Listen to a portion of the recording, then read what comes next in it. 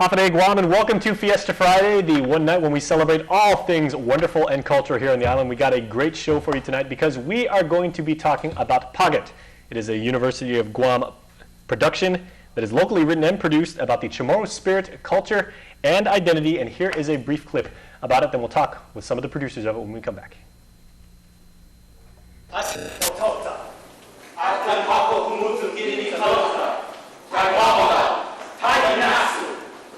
Look at our people. Look at us come from our path. Shameless, thoughtless. I've had it with these kids. I cannot listen to them anymore. For Una, I don't know why you got us all here today. They sound so hopeless, so lost. What has become of us? How did we become so misguided, so divided, so hopeless? We fought the Spanish war that we had because we didn't want our kids to end up like this. To forget us. I was there with Pagat when he killed Blas and Vince Reyes. I stood with him because I believe the Spanish and their religion will lead to our destruction.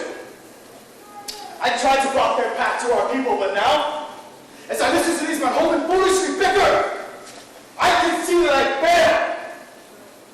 But Abba, Mama I owe you. Lost.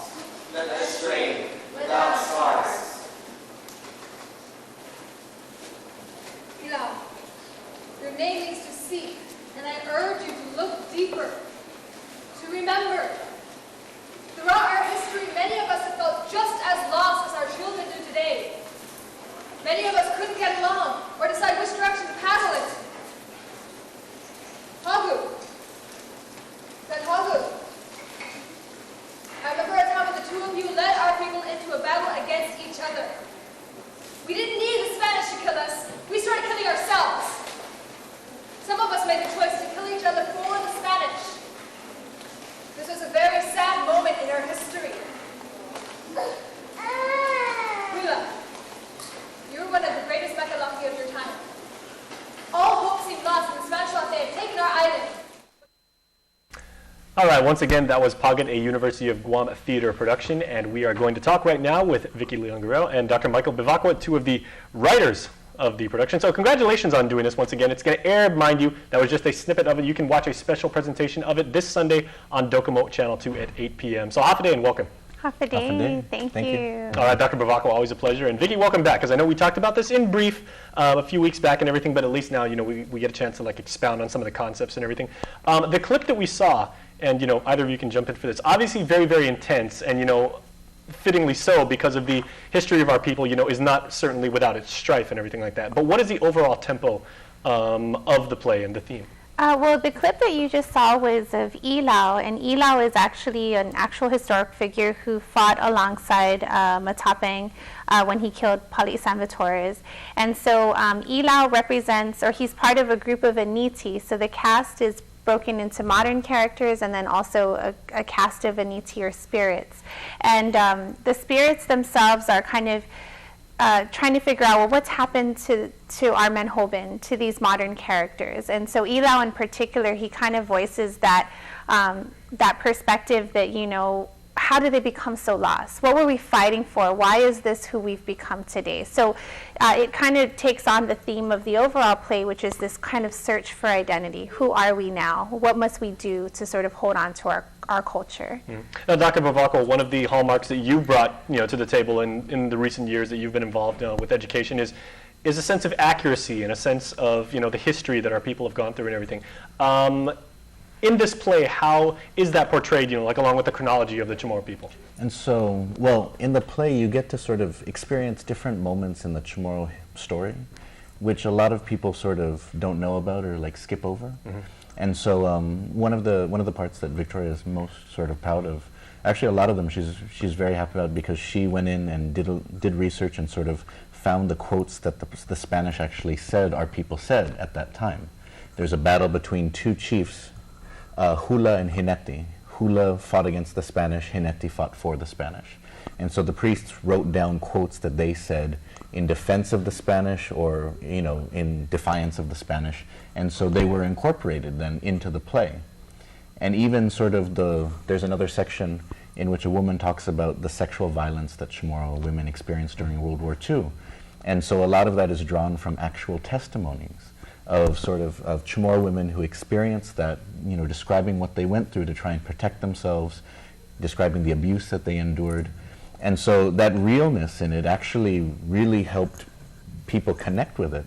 I mean, people were crying, It was as one of my friends told me, it was the bipolar Chamorro play, because you had people crying and feeling, and then there would be jokes to sort of soften the moment and then sort of bring you back to a sense of peace. But then the next thing would come along and your heart would break, and then the jokes would bring you back. And so it really was this fun roller coaster of emotion. So you should probably bring some tissue in addition to like bottled water. So for the crying out that you will assumedly do, and then the tears that you will shed on behalf of our ancestors. Oh yes, definitely. Well, Vicky, when you were putting this whole together, were there any, stories, I guess, from other types of periods of history or everything that you used as a model? And not to say that, like you would lift somebody else's story like the works of Shakespeare or anything like that, but, classic stories that pitted groups of people, maybe tribal or, like man and woman, versus others and everything like that. And how did you kind of like shape this and formulate it into a coherent storyline? Well, that was the power of using this, or having the spirits really accessible, is that they really brought out these moments in our history that people have maybe heard a few things about but don't know a lot about. So like Hula and Hineti, the reason we chose them is because it showed how, we've always kind of struggled with each other about where we should go as a people, and so Hula and Hineti, they're both Chamorro men fighting each other. So it's like not only were we fighting the Spanish, we also had to fight each other to try to figure out where we would go, So that's kind of a very classic sort of literary tale in a way, but it's also very unique, and it's something that we didn't really know a lot about. Another character was a woman who had to really decide, all of her family has died. They've either died of disease or from the war, the Chamorro Spanish Wars, and she's all that's left in her clan, and it's just her and her baby, and she has to decide, am I going to kill my baby or am I going to go to the church, And so that's another, it's a lot of internal struggle, and these are actual things our people had to encounter, and so the spirits kind of bring that out. And then of course, as Pagat mentioned, with the war, I've been blessed to have interviewed, dozens of war survivors, especially women, and so I could hear their voices when I was writing that particular scene, and I remembered their stories, and I really was excited by the possibility of the play doing justice to these stories, because they're often overlooked, or they're often not reflected on. And so that was what was really beautiful, is that we were able to tell the stories, and then the actors were able to bring them to life, and then we also had the Inet and Gafpagu dancers depict them in sort of memory form in a really exciting and emotional way. So, people kind of experienced it in all these different levels. Well, that's interesting. And as we go to break, I'll just say, like, that struggle that you talked about the mother taking care of her child, I would maybe draw an allusion to that with a lot of Greek mythology. Definitely. The story of Hercules and everything kind of like stemmed from that and everything. So let's talk about that. Okay, so sit tight, everybody, because we'll be back with Dr. Bevacqua and Vicky Guerrero with more on Pagat when we return.